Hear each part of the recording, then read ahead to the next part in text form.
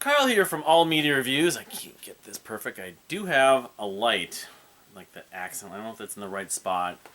Got a lamp, a new lamp here, and it's good to. I've been doing this for a year in this room, about, well, technically longer, but it's good to have some things get fixed. So hopefully my compact disc. I'm thinking of doing compact discs A to Z once that's set up. I mean, it won't be 100% because I've just got I've got this long collection, large collection of stuff that I need to get rid of. That's like not obscure bands and compilations and benefit stuff and whatever. Not even including burn CDs. So, Warning album, of course, came out today. Keep Me Fed. I've listened to it a couple times, liking it. Very Muse-like at points. Maybe the most Muse influence. Probably try to do a review next week. So, but today I'm here to do the July Milestone Anniversary calendar, which I mentioned a couple days ago in one of the last videos I did, is that it's not very deep, but I did some digging and I took a few liberties, and it's not bad. But I mean, compared to the rest of the anniversaries, the rest of the year, the anniversary months, August, September, October, November, December, it probably is still the thinnest month, but. And a lot of these I don't have physical copies of, and a couple of them I don't really know. I just know by reputation. So, anyway, I'll get into it.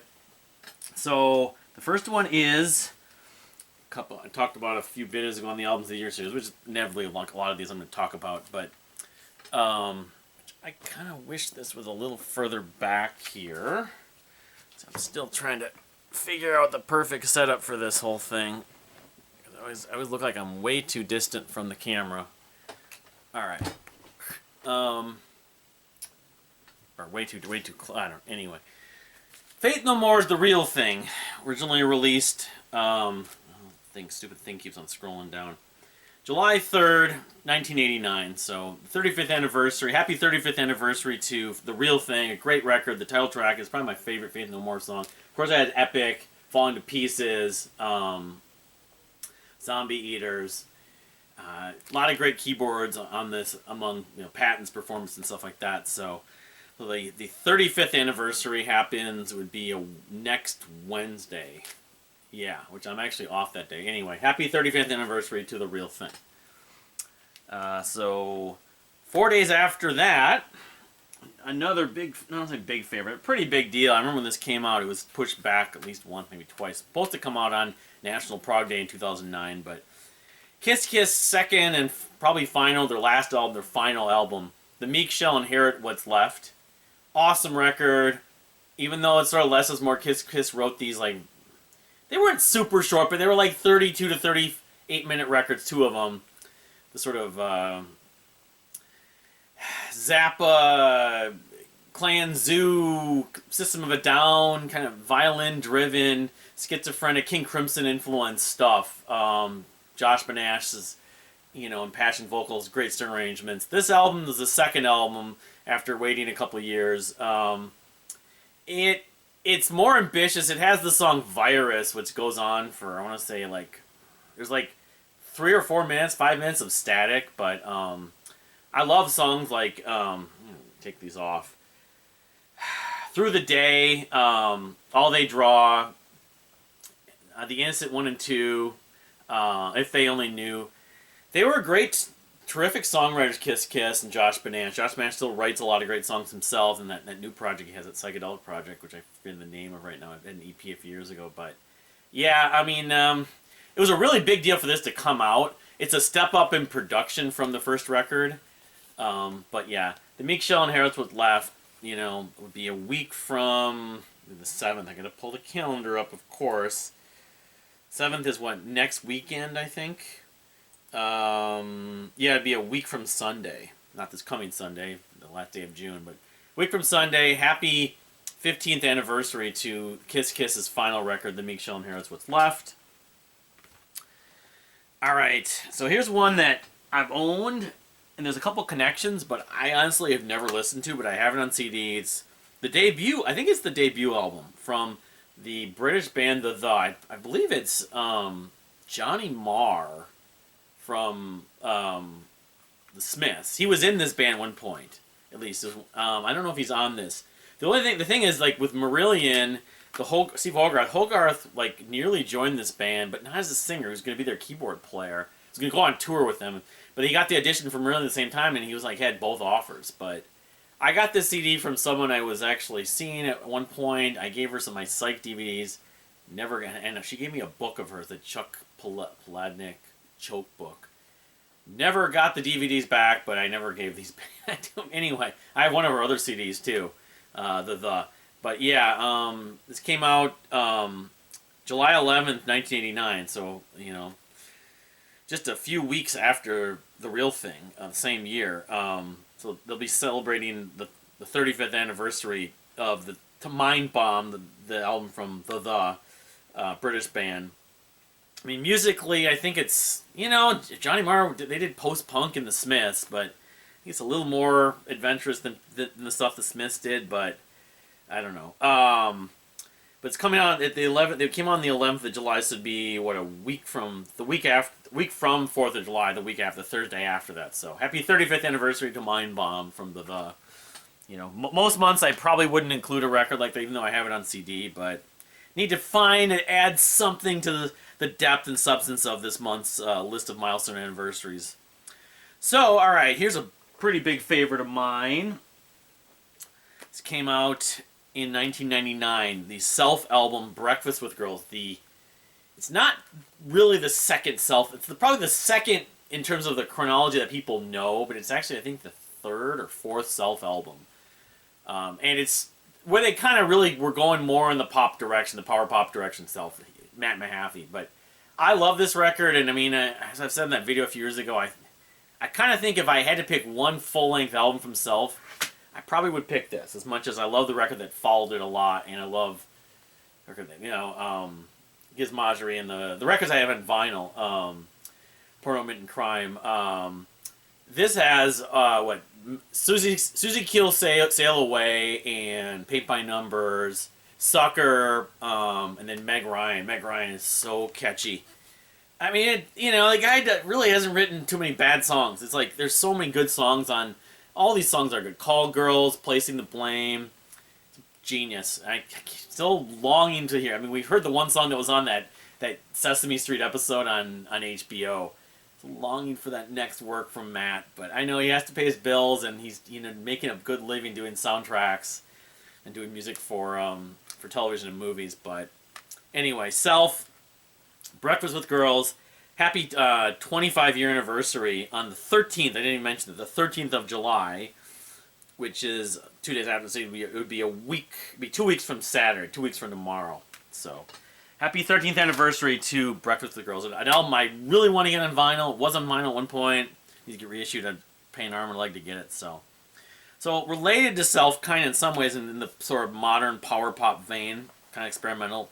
The Blue album, a watch pot, BLEU.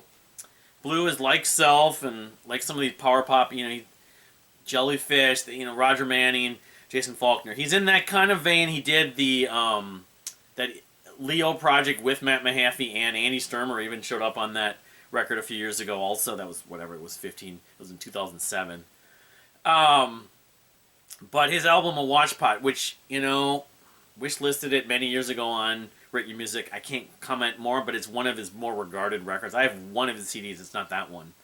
So, but that's on the 14th. There's two albums that celebrate anniversaries that day that were released that exact same day in 2009. So happy 15th anniversary to A Watchpot. And happy 15th anniversary to Canada's sort of chamber, post-rock, prog band of some sorts. And my physical media is tipping over, of course, right now. The Most Serene Republic. I still kind of always associate this band with Broken Social Scene and the Polyphonic Spree. The Polyphonic Spree is not Canadian, but like a chamber post-rock band, basically. I saw them tour with Annual many years ago. I saw the two of them together. But this is their album, and the Ever-Expanding Universe. I think it might be their debut record. Well, I don't think... Actually, probably not, because it was 2009. Because I'd heard about them before. Anyway, It's one of their. I think it's their most high rated on Rate Your Music. But I've got 3 of their albums, and I can't speak a lot. I mean, I like them, but I never fully got obsessed with them. But it's still a decent record. But they're like an ensemble. They're from Ontario. I wouldn't be surprised if 1 or 2 members ended up playing with Broken Social Scene at one point. But this came out in 2009. So both Blues Watchpot and the Ever Expanding Universe are celebrating their 15th anniversary. Would be not 2 weeks from Sunday. So this Sunday, 2 weeks on the 14th of July. So happy 15th anniversary to the Muslim Republic. And the ever-expanding universe, and, additionally, as I just said, Blues, a watchpot on that Sunday the 14th. So the day after that, one record I have talked a little bit about, but I talked about in the Minnesota prog list. The 10th anniversary comes on the 15th of July of Nomia's only full-length album, Nomia, heavy post-rock band from Minnesota. Their album called Iron and Rust from 2014. So that's Monday the 15th. So it'd be like 3 weeks from 2 weeks from this coming Monday. Yeah, great record. I mean, I talked about the Minnesota prog. It's heavy, very dynamic. I mean, it's sort of, you could say like ISIS, or it's a post-metal. You could say it's bordering on post-metal. Russian Circles. It's in that vein. But I think they were better than some of those. They didn't sound so derivative where there's like, oh, Explosion in the Sky, just with some heavier riffs. But, yeah, Iron and Rust, I miss these guys. I don't know what happened to them, if they, what happened here? It's just the sleeve, I think. The actual sheet, the jacket. What happened? It's been 10 years since this record, of course, it released on July 15th, 2014. But I think I went to a release show for this. I picked this up at that show. I'm just mistaken. I think actually Between Two Skies may have been at that. Anyway, I know they were friends with Between Two Skies guys, but anyway. Nomia's Iron and Rust, happy 10th anniversary. This would be 2 weeks from this coming Monday. So I'm trying to figure this stuff out, of course, in advance always. So, let's see. Then we have Tuxedo, Mayer Hawthorne's more synth funk oriented project. Their 3rd album was originally released on July 19th, 2000. I feel like I'm way back here. July 19th, 2019. It was right around the time when I moved into this house, actually. I totally remember, like, driving around, moving stuff, and listening to that, or just around that time. So, yeah, it has the one song that sounds a lot like Chic, which I'm going to be mentioning them actually in a minute. But yeah, I mean, I've kind of concluded in some ways Tuxedo's music, I'm more into that than some of the recent Mayer Hawthorne records. I mean, it's not a big difference, but he's working with Jake One, who's a DJ and everything, and he plays keyboards. We saw them live a few times, my wife and I. So, yeah, happy 5th anniversary to Tuxedo III, which will be on the 19th of July. That would be 3 weeks from Friday. It would be 3 weeks from today, rather. 5th, 12th. Yeah, 3 weeks from today, on the 19th of July. So 2 days after that, movie I just saw some stuff about how it was it went under the radar, become a cult classic. The soundtrack, Weird Al Yankovic's UHF. Again, this is a little bit, trying to figure out some other stuff that's relevant to celebrate anniversary of. But it was released, and maybe the movie was the same day, on July 21st, 1989. It does have the title track. Of course, it has his version of Beverly Hillbillies, which is like a Money for Nothing. The video was like Money for, like the Dire Straits song. There's some other songs I've never heard on it, but there's a little documentary about how it became a cult classic, but how the soundtrack didn't do as well, and like certain things could have been different. Things you didn't know about UHF, but when I get into the movies, I'm sure I'll be including that. At this point, it's gonna be sometime next year, but yeah, that's the 21st. So that'd be 3 weeks from Sunday. Yeah, so a little over 3 weeks from now. Happy 35th anniversary of the soundtrack for UHF, and maybe the movie itself too. On July 21st, 1989, it was released. So the day after that, on the 22nd of July, you have the 4th and probably the weakest of the 4 Stevie Wonder kind of essential early to mid 70s albums. Fulfillingness First Finale from 1974. So that's be the 50th anniversary. Came out originally on July 22nd, 1974. So it'd be 3 weeks, 1, 2, 3. 1, 2. This from this coming Monday. 3 weeks from Monday on the 22nd. That Stevie Wonder record, which I talked about in the '74 video. So kind of nondescript. I mean, there's some good songs on it, but it's not. They didn't have any. He didn't have any huge pop bangers like "Isn't She Lovely" or "Higher Ground." I don't think was on that one. Anyway, I remember there was a very jazzy element I liked about it, and it's maybe one of his jazziest records actually. So. But, yeah, happy 50th anniversary to Fulfillingness first finale from Stevie Wonder. 3 weeks from this coming Monday on the 22nd of July, which was released in 1974. So, the same day, the 15th anniversary of Persephone, a band that me talking about a couple weeks here, because they put out a pretty good record this year, an EP of sorts. But their debut album, I'm pretty sure it was, Shin-ken, came out in 2009. They're kind of progressive death metal, Great dynamic, great guitar work. It's not my favorite Persephone. It's not even the top 3. But I always liked it. It's a little more raw, of course, like a debut. But came out on the 22nd of July in 2009, Shin-ken. So happy 50th anniversary again. 3 weeks from Monday to Shin-ken from Persephone. So, all right. We got another one to show here. Then... we got on the 25th of July, the 55th anniversary of the debut album from Yes.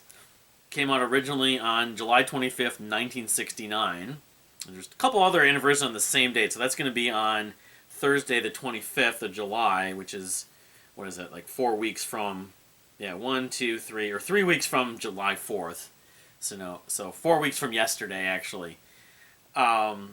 Yeah, so this is the 55th anniversary. This is obviously the Peter Banks and Tony Kaye Yes lineup.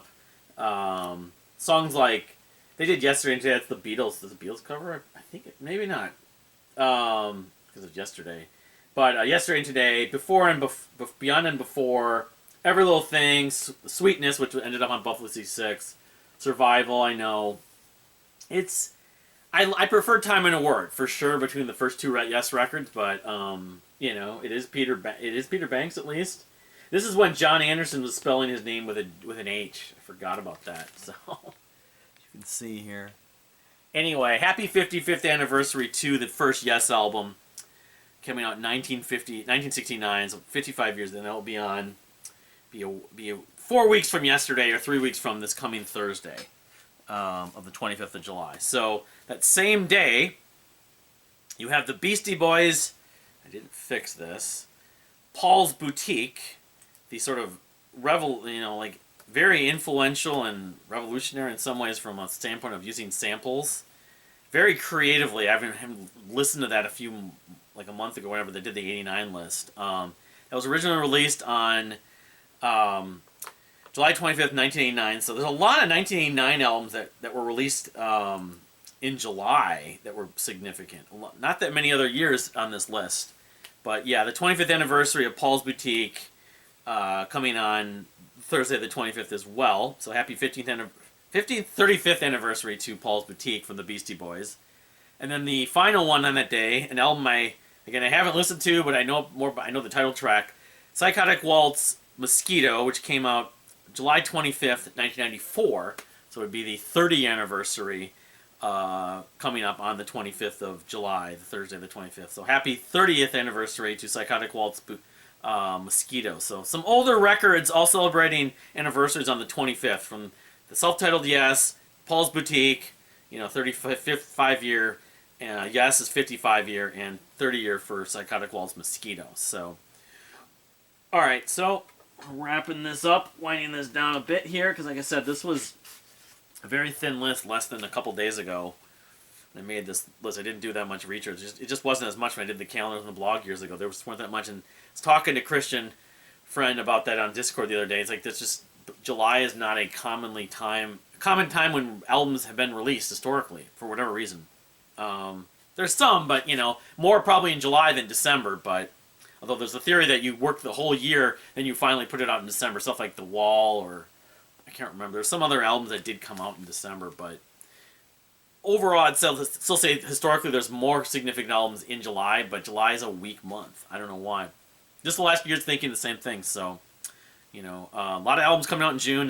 This year, there aren't that many albums. I'm looking forward to this July, actually. Cersei Link and Christian Esmond Circuit Link's album, that was one of the biggest ones in July. Actually just got pushed back to August 1st. So, all right, the 30th anniversary of the so it came out literally the day after Mosquito, prog metal of the 90s. Fates Warning's Inside Out. Happy 30th anniversary to that coming up, which next month I believe we're going to another one from them. But to Fates Warning's Inside Out, which I just talked about in the 94 video a couple days ago.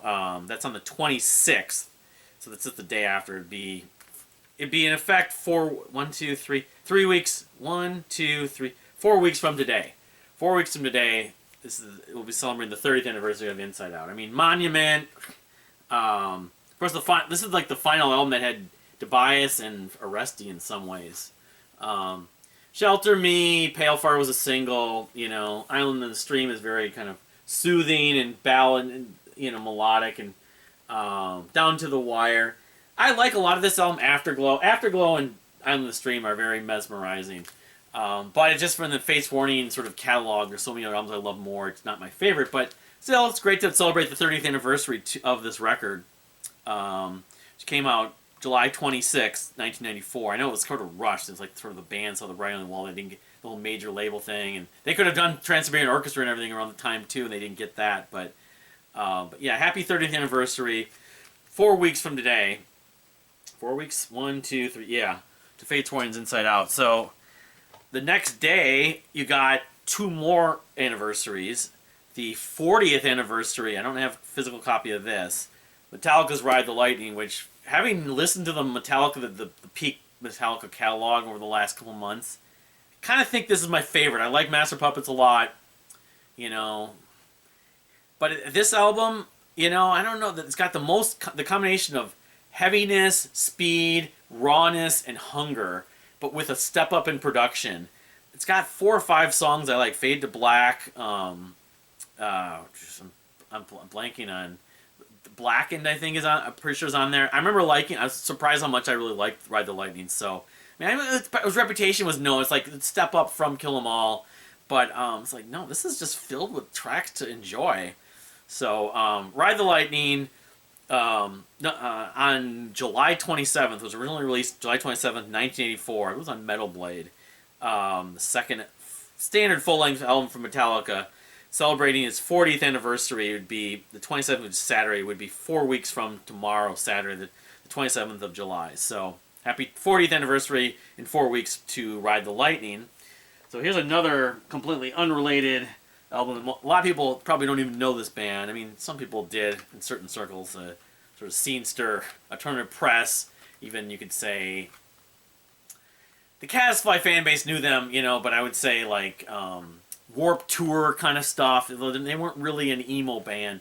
Strata's debut album, which I prefer the one that came after this. This came out originally on the 27th of July, rather, in 2004. So it's happy 20-year anniversary to the debut album from Strata.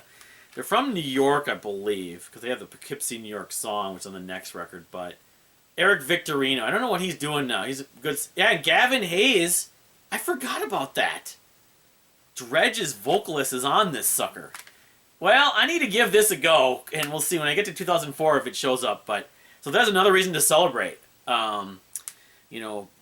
4 weeks from tomorrow on the 27th. I think he sings on How Many Songs, Gavin? Maybe he played slide guitar or something like that. But I prefer. I know the one that came out after this, and most people talk about that one. That Poughkeepsie, New York song is addictive. The energy's great on that, but it's like dance punk, some of that dance punk stuff, like Men, Women, Children kind of. But that's why they get associated. But it wasn't prog, but they were adventurous enough. And Victorino was a pretty damn good singer. I mean, I don't know what he's doing now because the last thing I heard from them, I think he had a solo project, but should look into it. But yeah, debut album. So happy 20th anniversary to the debut album from Strata that came out July 27th, 2004, celebrating 20 years, 4 weeks from tomorrow on the 27th of July. So, all right, kind of winding this down here. So another big one. I talked about this band just a little bit ago, and this is the last physical copy I have to show for this list. The 10th anniversary of probably a top 10 EP all time for me. Even though it's not even the best EP of the year came out. Self, the last thing that Self did, Super Fake Nice, was released on July 29th, 2014. So, July 29th, which is whatever, 4 weeks from next Monday. This is Runaway, Subconscious Life. Hey Hipster, I love the message, love the production on that. Looks and Money. It's like total pristine power pop, experimental, clever twists and turns pop rock or power pop rock.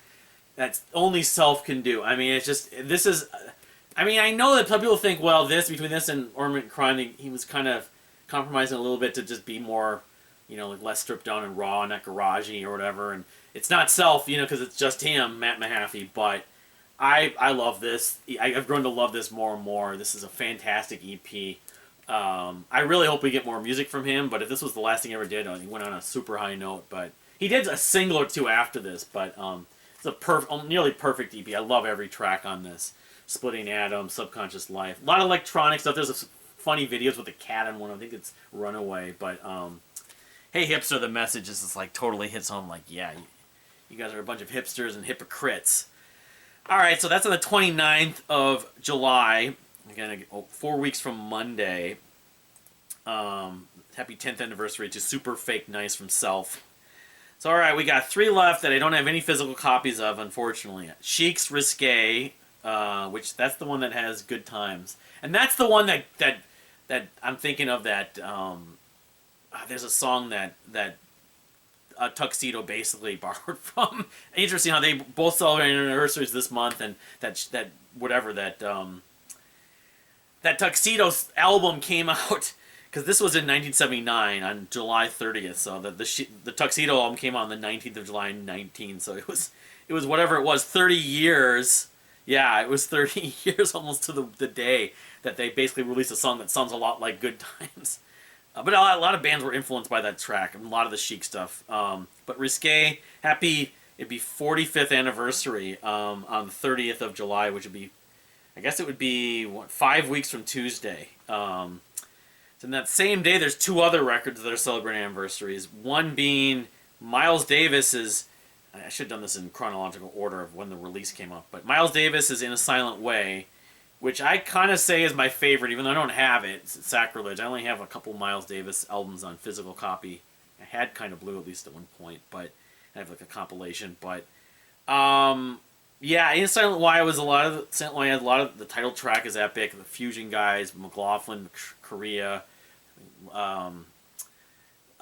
Tony Williams, I think, was on it. And I think maybe Joe Zawinul. I mean, it was It was the album that came out before Bitches Brew. It was really, to me, that was the birth of Fusion. You could go further back, but yeah, and so happy 50th anniversary. That whatever is it? 5 weeks from 5 weeks, 1, 2, 3, 4, 4 weeks from this coming Tuesday. To Miles Davis's In a Silent Way, like a Fusion day that day on the 30th. And then the last one is the T Club, If/When, which a band that I have one of their CDs I was sent to review it by Progression Magazine many years ago, but I kind of struggle with, but I did conclude that this album is the best album I've heard from them. I haven't spent that much time. They're kind of in the, I don't know, I mean, they're progressive art rock. They really belong in the If/When. In 2019, a lot of people went crazy about it. They toured with Bent Knee and one other band, and I wish I had gone. That summer I didn't go. They played a show, and I don't know if they'll ever be back. It was for that album too, but I mean, it's not a perfect record when I have listened. I don't have a physical copy. I listened on streaming services and everything like that. But the T Club's If/When 5th anniversary is coming up. Maybe I'll give it a go if I have time on the 30th. I'm not doing another prep or whatever, but I think I actually have that day off. So that's it. That's an epic list of not quite as epic proportions compared to other months in terms of favorites. I mean, you got Faith No More and Kiss Kiss and 2 Self albums. Those are always big in my wheelhouse.